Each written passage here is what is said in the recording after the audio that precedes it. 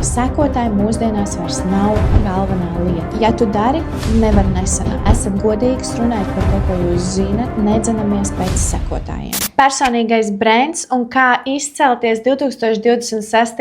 gadā starp skaistumkopšanas meistariem. Tas, ko es no visas sirds iesaku, un tas arī pie kā mēs tagad ļoti strādājam, un jūs to novērosiet mūsu profilos, ir personīgais brands, kas nozīmē, ko tātad izstāsta personīgais brands. Tas nozīmē, ka mēs liekam iekšā daudz vairāk sevi, savu personību, savus uzskatus. Tātad mēs nedaram tā, ka mēs tirgojam tikai brendu. Ja mums ir dators, mēs liekam tikai par un ap datoru, tikai dators, kāds viņš ir, kāda specifika un tā tālāk.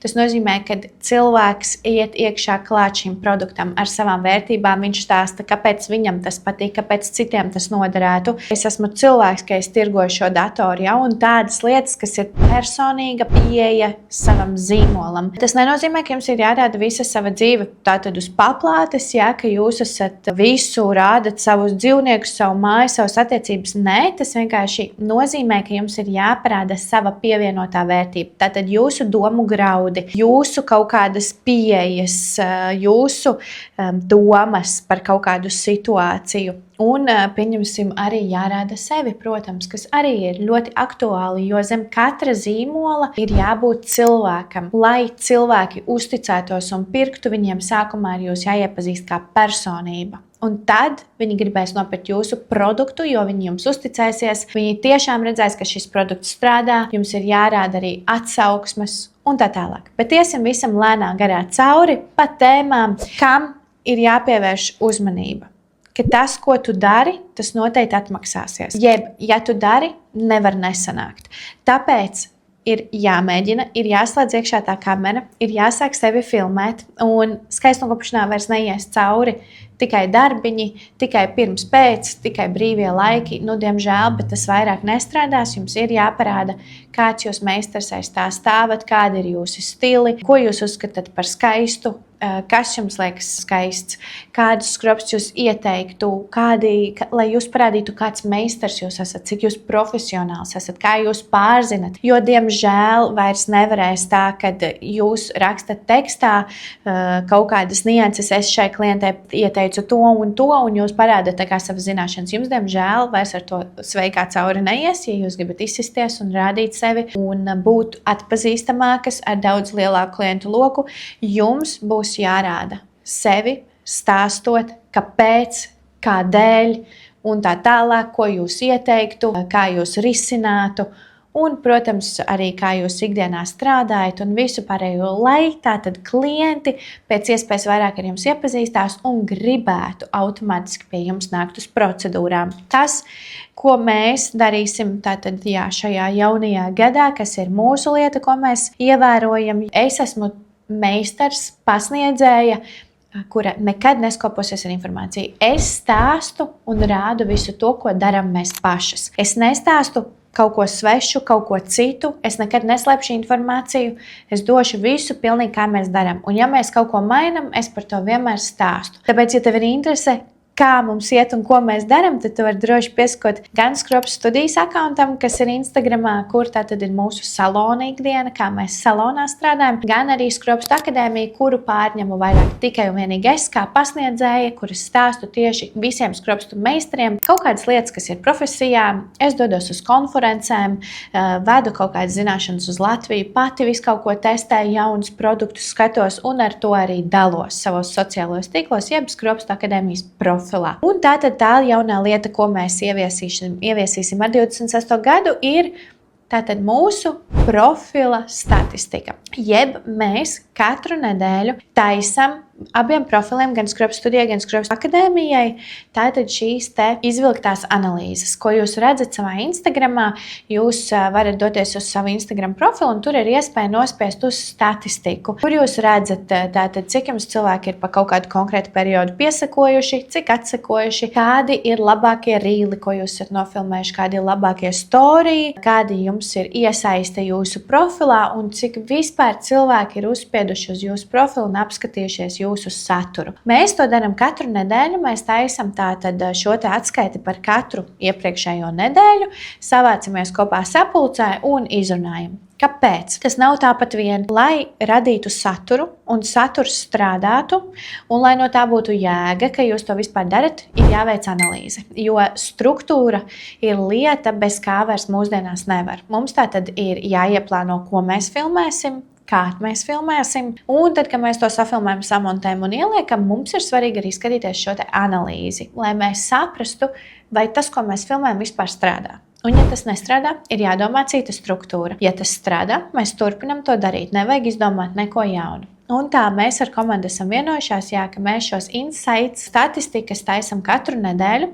Tas, ko es iesaku, ja jūs saturu radat, pieņemsim 3-4 video par nedēļu, tad noteikti varat taisīt reizi 2 nedēļās šo statistiku, lai jūs saprotat, kā jūsu video strādā. Ja jūs radat saturu katru dienu, liekat, postojat noteikti katru nedēļu, noteikti iesaku taisīt analīzi, jo jūs pa nedēļu saražojat ļoti daudz satura, un 2 nedēļas ir ilgs periods, kurā jūs ražojat saturu, un jūs īsti nezināt, kas strādāja un kas nestrādāja. Nākamā lieta, iesaku, ir būt atklātām, nemelot, jo cilvēki ļoti redz mūsu ķermeņa valodu. Ja jūs melosiet vai nebūsiet pārliecinātas, klienti momentāni to nolasa. Esat godīgs, runājot par to, ko jūs zinat, par to, ko jūs esat pārliecināts, un cilvēki arī jums ticēs, jo viņi redzēs jūsu ķermeņa valodu, ka jūs to sakat no sirds. Nākamā lieta, kas ir ļoti svarīga, nedzenamies pēc sekotājiem. Sekotāji mūsdienās vairs nav galvenā lieta, jo ir profili ar, pieņemsim, 60, 70 tūkstošiem sekotāju, bet iesaiste nekāda, un to sauc par augsto profilu. Bet ir, pieņemsim, profili, kuros ir 1000 sekotāji, bet iesaiste ir nenormāla. Visu laiku laiko, visu laiku komentē, šeiro,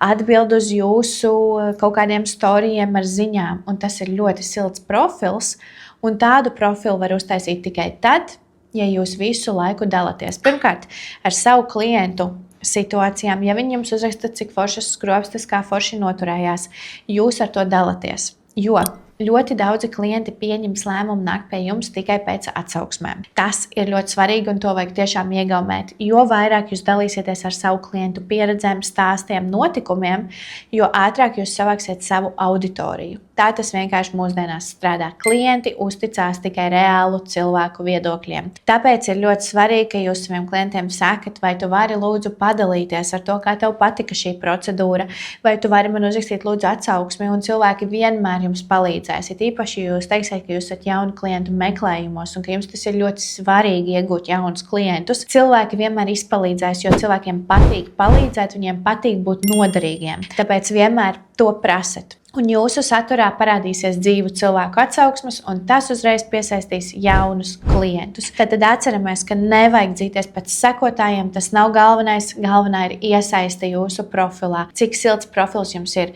Storija sadaļa ir, ka jūs strādājat ar cilvēkiem, kas jums jau seko. Reels sadaļa atkal ir viss, kas ir par un ap, kā piesaistīt jaunus klientus. Un posti, pieņemsim, tagad ļoti labi strādā karuseļi. Ja? Tātad varam taisīt informatīvos karuseļus, kur cilvēks šķirst un, piemēram, iegūst jaunu informāciju, jo bilžu saturs karuseļos tagad ļoti labi strādā. Kāpēc? Jo cilvēki ir noguruši no tās visu laiku informācijas, kas notiek video formātā. Visu laiku kustās, mainās, cilvēki katrs runā par savu lietu, viņi ir noguruši. Tagad ļoti patīk cilvēkiem apstāties, izlasīt, saprast, un tad viņi šķir tālāk. Viņiem ļoti patīk mūsdienās tagad iepauzēt un lēnām iepazīties ar informāciju, jo bija brīdis, kad cilvēkiem likās bildes garlaicīgas un tik forši, ka ir video, tagad cilvēki no tā tiešām ir noguruši, un es jums iesaku izmantot tieši postus, karuseļa, tātad šīs te opcijas. Īstam latvietim, vajag vismaz 7 līdz 10 reizes jūs redzēt, lai viņš vispār izdomātu jums piesakot, pēc tam viņam vajag vēl vismaz 7 līdz 10 reizes jūs redzēt, kamēr viņš izdomās, ka varētu mēģināt paskatīties, cik pie jums maksā procedūras, un vēl vismaz 5 reizes viņam vajag redzēt klientu gala rezultātus, lai viņš tiešām gribētu pie jums iet, jo viņš redz, ka ar šiem klientiem viss ir kārtībā. Problēma ir pilnīgi saprotama. Klienti ir ieraudzījuši ļoti daudz gadījumus, kad cilvēkiem ir apsārtušas acis, kad ir alerģijas, kad cilvēki, pieņemsim, tiek ar aizlipinātām acīm iziet no kabinetiem, noņemšana koža acīs, tas viss ir sāpīgi, un tas ir pilnīgi saprotams, ka cilvēkiem pēc šāda satura, ko viņi ir redzējuši, negribas vairs pieaudzēt skropstus. Tāpēc viņi, pat ja viņiem ir šī iekšējā kāre pēc pieaudzētām skropstām, viņi par to domās daudz ilgāk, daudz lēnāk, un viņi meklēs ļoti daudz caur pazīšanos iespēju pieaudzēt skropstus. Tāpēc noteikti atcerieties, ka latvietim ir ļoti daudz reizes jāredz, lai viņš pie jums nāktu uz procedūru. Tāpēc saturām mums ir jābūt regulārām, mums ir jābūt vērtīgām, un klientiem ļoti patiks redzēt, ka jūs izglītojat. Nevis jūs vienkārši tikai liekat bildes darbus un ka var pierakstīties, ja jūs visu laiku sevi reklamējat, bet arī dodat vērtību klientiem, lai viņi redzētu, ka jums ir zināšanas un ka jūs zinat, ko jūs darat, un pie jums jūsu rokās jutīsies droši. Kas ir tās lietas, ar ko es ieteiktu atšķirties? Gatavojoties šim YouTube video, es skatījos un veicu analīzi, kas notiek Latvijā ar skropstu pieaudzēšanas meistaru profiliem. Un es neveicu nekādu analīzi, ka es gribu tieši Rīgā pieaudzēt skropstus vai kādā citā pilsētā. Es vienkārši iedomājos, ka es esmu klients un es vēlos atrast savu jauno meistaru. Un tas, ko es redzēju, ka 90% gadījumi es pat neredzu, kā mans meistars izskatīsies, jo ļoti maz ir bildes ar pašu meistaru. Bet man personīgi ir ļoti svarīgi, kā izskatās mans meistars, pie kura es eju. Man ir ļoti svarīgi redzēt meistara telpas, ko es arī neredzēju, jo es īsti nesaprotu, vai viņa liek kabinetā vai dzīvoklī, jo katram mums ir kaut kādas lietas, kas mums ir svarīgas. Kā arī, lai es pārliecinātos, ka šis meistars tiešām ir zinošs un profesionāls, es neredzēju nekur, kā viņš runā vai kā viņš izsakās par kaut kādām lietām. Un tad es sapratu, labi, varbūt ir jau daudz cilvēku, kam ir tiešām grūti atvērties kameras priekšā, bet tad es tā iedomājos, labi, vismaz ir jābūt kaut kādiem rakstiskiem postiem, bet arī tādas lietas es neredzēju. Un man neradās kā klientam uzticība par meistaru, ja es neredzu viņa nekādu pievienoto vērtību. Es neredzu, kā notiek pats process, kā viņa runā, kā viņa izglīto, kādas viņas vērtības par pieaudzēšanu, kā viņa uzskata, kas viņai ir par stilu. Jo, pieņemsim, es esmu cilvēks, kam ļoti patīk tāds naturāls efekts skropstu pieaudzēšanā, un es neredzu, par ko viņa iestājās. Vai tas ir naturāls, vai tas ir ekstra, pieņemsim, tur lielie apjomi, ja? Jo katram no mums ir kaut kādi savi stili, protams. Ja? Un man kā klientam ir svarīgi, kāds stils ir manam meistaram. Un tātad tas, ko es gribu ar šo visu jums pateikt, ka, lai jūs izceltos un dabūtu klientus, ir jākāpj ārā no tā viena katla. Jākāpj ārā no tā, ka mēs liekam tikai brīvos laikus un tikai darbus vai pirms un pēc. Jā, mums ir jādod pievienotā vērtība saviem klientiem. Ir tādas pāris lietas, ko es ieteikšu jums, kas varētu strādāt, lai tātad mēs to savu profilu bišķiņ iekustinātu. Jo, lai iekustinātu profilu, ir tādas pāris nianses, kas mums ir jāsāk darīt. Pirmkārt, iesaku uztaisīt tādu mazo detoksu Instagram. Instagram detoks nozīmē, ka mēs nopauzējam pilnīgi visu, kāds algoritms mums ir izveidojies. To mēs darām kādas 7 dienas. Uztaisam pilnīgu detoksu un neko nepublicējam. Un pēc tam mēs sākam radīt saturu pēc struktūras. Tātad jūs ieliekat pirmdien nofilmēšu storiju par to un to un to, plus real materiāls, kurā es klientiem izstāstīšu, kāpēc ir nepieciešams mazgāt skropstus.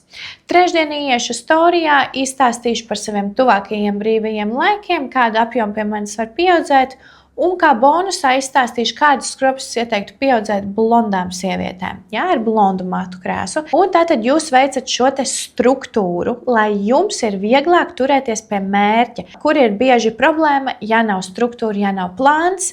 Tad ir haoss un ir tāds, es nezinu, ko šodien nofilmēt, labi, neko nefilmēšu, nofilmēšu citu dienu.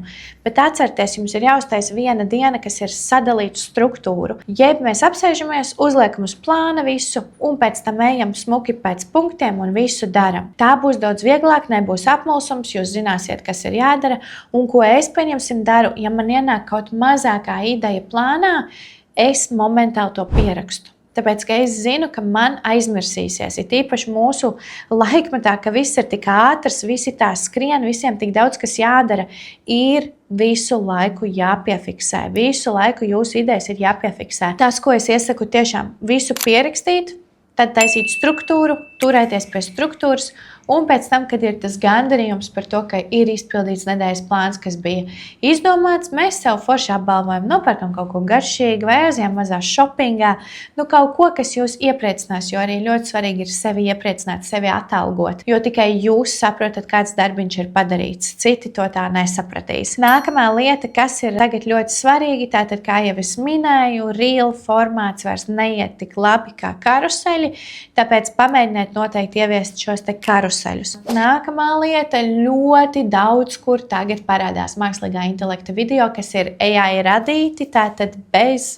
īsta cilvēka, jā, visu ir radījis dators, tāpēc cilvēkiem ir svarīgi redzēt tiešām īstu cilvēku, un kas mūsdienās strādā ļoti labi, ja jūs, pieņemsim, vienmēr video iesāksiet ar kaut kādu konkrētu kustību. Pieņemsim, ir piemēri, ka cilvēki tur kameru šādi te iesāk video un tad pagriežās un tad sāk šo te epizodi, ja, kad viņi sāk runāt. Un tas ir vienalga reels, stories vienmēr iesāks vienādi. Vai, pieņemsim, ir iespēja, kad jūs tā kā paņemat telefonu, nospiežat pogu, tā kā play, runājat, un pēc tam nospiežat pogu, tā kā stop. Kaut kādas lietas, kas vienmēr padarīs jūs par īstām, ko mākslīgais intelekts nedara. Tāpēc tas būs ļoti svarīgi, lai cilvēki tiešām redz īstu saturu, kas ir pārdomāts un kur esat jūs, kur pasmieties, kur pastāstat arī par neveiksmēm, jo cilvēkiem arī nepatīk, ka visu laiku viss ir tikai pozitīvi, neviens tam netic. Ja ir neveiksmes, jūs runājat arī par neveiksmēm. Ja neizdodas, jūs pasakat, ka neizdodas, un no tā nav jākaunās. Tas parāda tikai to, ka jūs esat īsts cilvēks, kuram nesanāk, kurš var kļūdīties, un tas viss ir tikai forši, un cilvēki jūs redzēs tikai sirsnīgāku un patiesāku. Nākamā lieta ir jābūt konkrētam stratēģijas biežumam. Ja jūs apņematies taisīt saturu 2 reizes nedēļā, jeb postot 2 reizes nedēļā, tad arī jūs postojat 2 reizes nedēļā. Tāpēc, kad jūs nevarat radīt uzticību cilvēkos, ja jūs ieliekat vienā nedēļā 4 video un pēc tam uz 3 nedēļām pazūdat. Ir jādara saturs regulāri. Kaut vai tās ir 2 līdz 3 reizes nedēļā, bet tātad tās ir katru nedēļu 2 līdz 3 reizes. Jā, jo ir jārada uzticība, ka jūs nekur nepazūdat, ka jūs šeit pat esat, ka jūs esat īsta meistara, ka jums ir svarīgi un ka jūs to vien tik darat, kā pucājiet dāmas. Nākamā lieta, ko es varētu ieteikt, ir nekad nepievilt savus sekotājus. Tāpēc, kad jums varbūt šķiet, kurš tad vispār klausās tajā, ko es stāstu. Varbūt neviens īsti pat neklausās un neviens neatcerēsies, ka es esmu kaut ko apsolījis un neizdarījusi. Nē, cilvēki atcerās, cilvēki skatās, it īpaši jūsu klienti, vai arī, kā jau es minēju, šie te latvieši, kuriem vajag 7 līdz 10 reizes, lai viņi pie jums izvēlētos nonākt, viņi jūs vēro visu to laiku. Viņi skatās, kā jūs strādājat, ko jūs liekat, un ja jūs kaut ko apsolat, ja pasakat skaļi kameras priekšā vai uzrakstat, tad vienmēr arī mēs to piepildam. Un tas ir ļoti svarīgi, ka mēs nekad nepieviļam savu auditoriju. Arī lūdzu nekad noteikti nedomājiet par to, kuram vispār šis saturs interesē, jo visdrīzākais jūs arī varat piedzīvot šo te, kad kāds neiesaistās vai nelaiko vai neraksta, kas ir pilnīgi normāli, ka uz katru video jums nebūs reakcijas. Tas, ko es iesaku, nekad nesalīdzināt ar, pieņemsim, tur Amerikas tirgu, ja? Jo Amerikā ir ļoti populāri tas, ka cilvēkiem ir tāds, oh my god, katru komentāru, katru laiku, visu share, tur rakstīt ziņas, cik tu forša, cik tu skaista.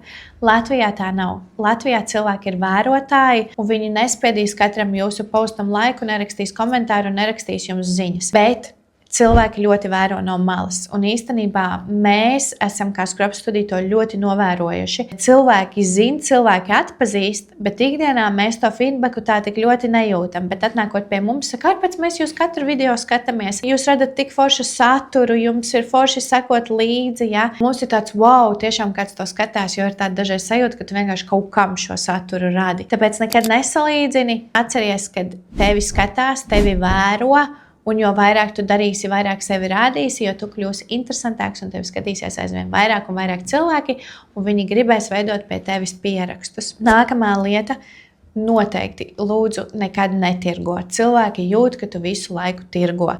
Dari tā, kad vai nu tu tirgo netirgojot, ja, kas ir gudri, jūs iedodat kaut ko no sevis un beigās starp citu var pie manis pierakstīties. Ja, ja jūs katru dienu runāsiet, var pie manis pierakstīties, tad cilvēki to jūt un viņiem tas nav aktuāli un viņu tos storijus skip. Bet ja jūs, pieņemsim, izdarīsiet tā, nu mīļās blondīnas, ko es jums varētu piedāvāt pieaudzēt lai jūs vienmēr izskatītos sievišķīgi. Lai nebūtu tā, ka skropstas pirmās pamana pirms jums, bet jūsu viss kopējais tēls vienmēr izskatītos eleganti. Un jūs izstāstat, un beigās, pieņemsim, jūs varat pateikt, un pie manis ir pieejami brīvi laiki. Trešdien varu piedāvāt tev 6:00 iespēju sapucēt, un varēšu pieaudzēt tev visas tās skropstas, ko pēc jūs tur esat minējušas. Tā ir tā netiešā pārdošana, ka jūs iedodat, un tad vēl pārdodat. Ja jūs vienkārši sveiki, man ir pieejams laiks trešdien 6:00, varat pierakstīties.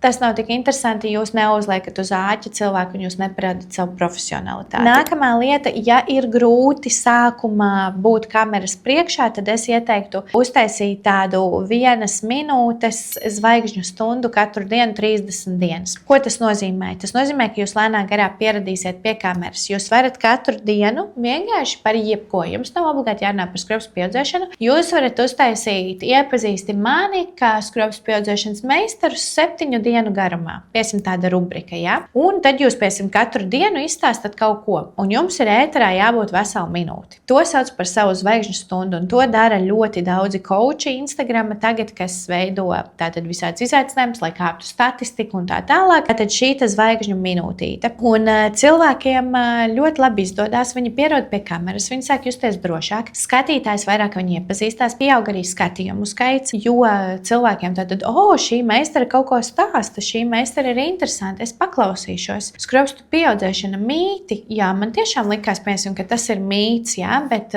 skropstu pieaudzēšanas meistars to apgāza. Tāpēc tas ir ļoti svarīgi, ka jūs radat uzticību, jūs parādaties bieži un regulāri un pierodat arī pie kameras, kas jums ir izaicinājums. Jo, kā es saku, komforta zonā jums jaunas virsotnes būs ļoti grūti sasniegt. Izaugsme rodas tikai tad, kad jūs iziet ārpus komforta zonas. Un, ja kamera ir jums iziet ārpus komforta zonas, tātad jums tas ir jādara, un jums būs jaunas uzvaras, ko varēsiet atkal svinēt. Tātad es vēlos izveidot mazu kopsavilkumu par šo video. Tātad mums noteikti ir jātaisa personīgais zīmols, lai mēs atšķirtos no skaistumkopšanas meistariem, jo skaistumkopšana ir tā nozara, kur vēl ir ļoti brīva niša, lai mēs būtu aktīvas un varētu kārtīgi radīt saturu un ātri tik būt populāras. Tas ir ļoti vienkārši. Tātad stratēģija. Nākamā lieta. Tātad mēs pieturamies pie stratēģijas, mums ir jābūt plānam, ko mēs kā darām, strukturizēti. Mēs zinām, piesim plānu 2 nedēļas uz priekšu, par ko mēs runāsim katrā reizē. Mums nav hauss profilā, mums ir konkrēti izstrādātas lietas, par ko un kā mēs runājam. Regularitāte, jā, tātad mēs parādamies regulāri, mēs